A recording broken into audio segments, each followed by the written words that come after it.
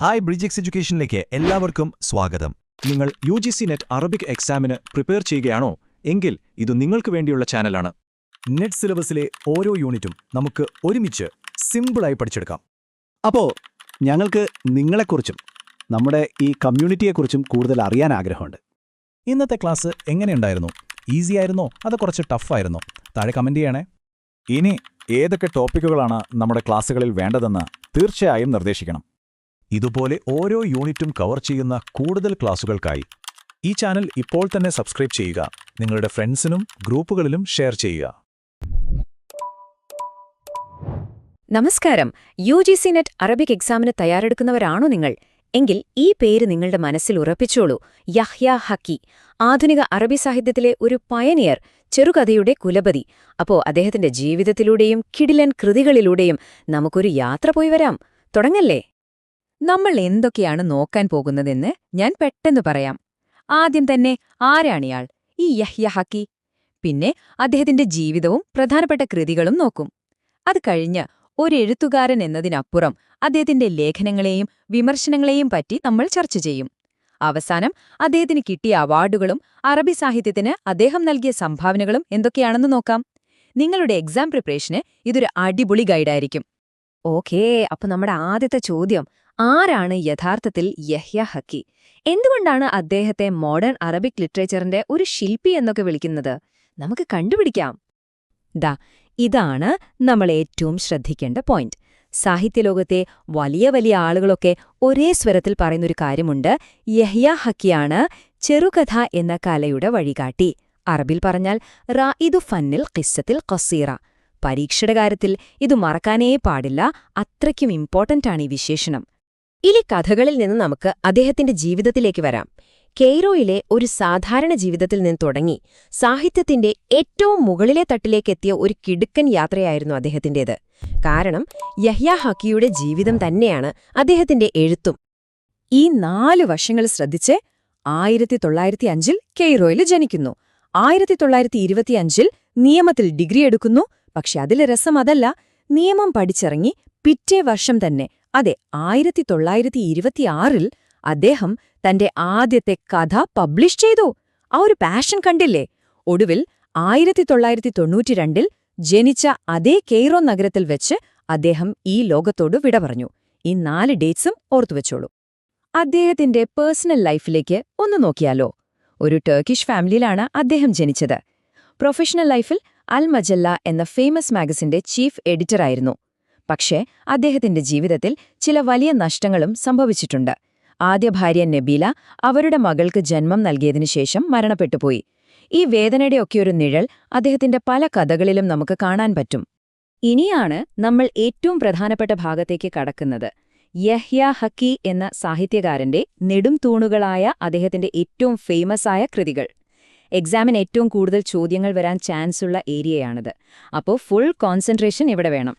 ഖന്ദിയിൽ Umm Hashim, ഇതിനെ Yahya ഹക്കിയുടെ masterpiece എന്ന് തന്നെ വിളിക്കാം. 1944 ഈജിപ്ത് പുതിയ മാറ്റങ്ങളിലേക്ക് പോകുന്ന സമയത്ത് സയൻസും അവിടുത്തെ പരമ്പരാഗത വിശ്വാസങ്ങളും തമ്മിലുള്ള ഒരു സംഘർഷം, ആ ഒരു തീം വളരെ ധൈര്യമായിട്ട് അദ്ദേഹം ഈ നോവലിൽ കൊണ്ടുവന്നു. ഈ നോവലിന്റെ പേരും തീമും പബ്ലിഷ് ചെയ്ത വർഷവും പരീക്ഷയ്ക്ക് വളരെ പ്രധാനപ്പെട്ടതാണ്. അടുത്തത് അൽ ബുസ്താജി. 1934 ഇത് പുറത്തിറങ്ങുന്നത്. കഥ സിമ്പിളാണ്. കൈറോ പോലൊരു വലിയ സിറ്റിയിൽ നിന്ന് ഈജിപ്തിലെ ഒരു ഉൾനാടൻ ഗ്രാമത്തിലേക്ക് പോസ്റ്റ് ചെയ്യപ്പെടുന്ന ഒരു ചെറുപ്പക്കാരനായ പോസ്റ്റ്മാൻ. ഈ ഒരു നഗരവും ഗ്രാമവും തമ്മിലുള്ള വ്യത്യാസമുണ്ടല്ലോ, ആ പോസ്റ്റ്മാന്റെ അനുഭവങ്ങളുമാണ് നോവലിന്റെ കാതൽ. ഈ തീം പലപ്പോഴും പരീക്ഷയ്ക്ക് ചോദ്യമായി വരാറുണ്ട്. സഹ് അന്നോം 1954 ഇറങ്ങിയ ഒരു ചെറിയ നോവലാണ്.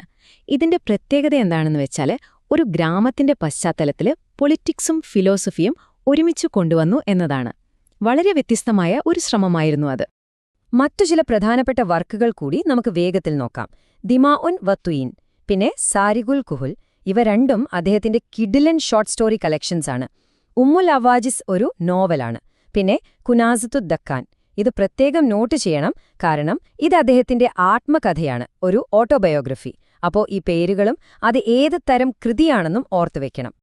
അപ്പോ യഹ്യ ഹക്കി ഒരു കഥാകാരൻ മാത്രമായിരുന്നോ? അല്ല. അദ്ദേഹത്തെ ശരിക്കും മനസ്സിലാക്കണമെങ്കിൽ അദ്ദേഹത്തിനുള്ളിലെ ചിന്തകനെയും വിമർശകനെയും നമ്മൾ അറിയണം. അപ്പോൾ നമുക്ക് ആ ഒരു ലോകത്തേക്കൊന്ന് പോയി നോക്കാം. ഈ ടേബിൾ ഒന്ന് നോക്കിക്കേ. കഥയ്ക്കും നോവലിനും അപ്പുറം എന്തുമാത്രം കാര്യങ്ങളിലാണ് അദ്ദേഹം എഴുതിയിട്ടുള്ളത്. ഫിക്രത്തുൻ ഫബ്തിസാമ പോലെയുള്ള ലേഖന സമാഹാരങ്ങൾ, അദ്രുൽ അഹ്ബാബ് പോലുള്ള സാഹിത്യ വിമർശനങ്ങൾ, പിന്നെ കല, നാടകം, ചരിത്രം. കണ്ടില്ലേ അദ്ദേഹത്തിന്റെ റേഞ്ച്? വെറുമൊരു കഥാകാരനായിരുന്നില്ല, ഒരു ഓൾറൗണ്ടറായിരുന്നു. ഇപ്പോൾ നമ്മൾ അവസാനത്തെ സെക്ഷനിലേക്ക് എത്തി. അദ്ദേഹത്തിന് കിട്ടിയ അവാർഡ്സും അറബി സാഹിത്യത്തിൽ ഇന്നും അദ്ദേഹത്തിന്റെ സ്വാധീനം എത്രത്തോളമുണ്ടെന്നും നോക്കാം. ഇത്രയൊക്കെ സംഭാവനകൾ നൽകിയ ഒരു എഴുത്തുകാരനെ എന്തൊക്കെ അംഗീകാരങ്ങൾ കിട്ടിയെന്ന് നമുക്കറിയണ്ടേ? 1969 ഈ വർഷം മനസ്സിൽ കുറിച്ചിട്ടോളൂ. ഈജിപ്തിലെ ഏറ്റവും വലിയ സാഹിത്യ പുരസ്കാരങ്ങളിലൊന്നായ സ്റ്റേറ്റ് അപ്രീസിയേഷൻ അവാർഡ്, അതായത് ജായിസത്തു ദൗല അത്തഖ്ദീരിയ, അദ്ദേഹത്തിന് ലഭിക്കുന്നത് 1969-ലാണ്. പിന്നെ 1990-ൽ അദ്ദേഹത്തിന് ഒരു ഇന്റർനാഷണൽ അവാർഡ് കിട്ടി, കിങ് ഫൈസൽ ഇന്റർനാഷണൽ പ്രൈസ്, അഥവാ ജായിസത്തുൽ മലിക് ഫൈസൽ അൽ ആലമിയ. അതോടുകൂടി അറബ് ലോകത്തിനു പുറത്തും അദ്ദേഹത്തിന്റെ പേര് എല്ലാവരും അറിഞ്ഞു തുടങ്ങി. ചുരുക്കി പറഞ്ഞാൽ യഹ്യ ഹക്കീർ അറബി സാഹിത്യത്തിൽ, പ്രത്യേകിച്ച് ചെറുകഥാലോകത്തുണ്ടാക്കിയ ഒരു ഇമ്പാക്റ്റ് അത് മായ്ക്കാൻ പറ്റാത്തൊന്നാണ്. ആധുനിക അറബി സാഹിത്യത്തിന്റെ കഥ പറയുമ്പോൾ യഹ്യ ഹക്കി ഒരു ഒഴിവാക്കാനാവാത്ത പേരാണ്. ഈ ഒരു വിശകലനം നമ്മളിവിടെ നിർത്തുമ്പോൾ ഒരു ചോദ്യം ഞാൻ നിങ്ങൾക്ക് തരികയാണ്. എങ്ങനെയാണ് യഹ്യ ഹക്കി ആധുനിക അറബി സാഹിത്യത്തെ സ്വാധീനിച്ചത്? ഈ ചോദ്യത്തിന് ഒരു ഉത്തരം കണ്ടെത്താൻ ശ്രമിക്കുക. നമ്മൾ ഈ പറഞ്ഞ പോയിന്റ്സ് എല്ലാം വെച്ച് ഒന്ന് ആലോചിച്ചു നോക്കൂ. അത് പരീക്ഷയ്ക്ക് നല്ല രീതിയിൽ എഴുതാൻ നിങ്ങളെ ഒരുപാട് സഹായിക്കും.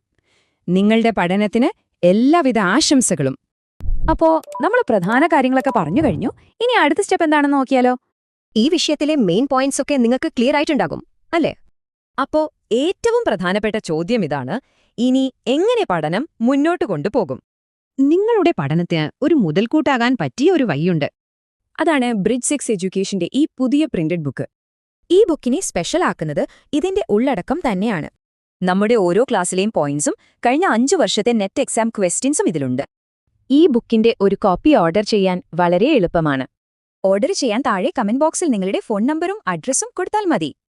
നിങ്ങളുടെ വിജയത്തിലേക്കുള്ള യാത്രയിലെ ഈ പുസ്തകം ഒരു വലിയ സഹായമാകട്ടെ.